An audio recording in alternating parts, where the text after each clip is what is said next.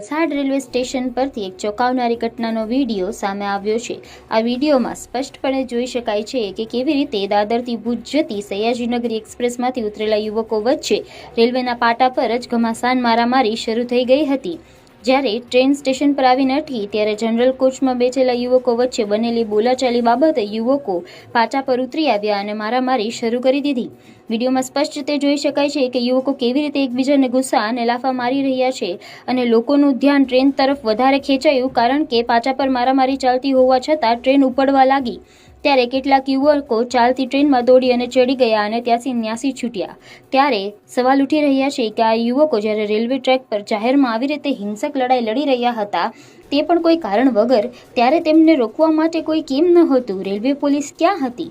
હાલ આ સમગ્ર બાબતે રેલવે પોલીસે હવે ઘટનાની તપાસ શરૂ કરી છે।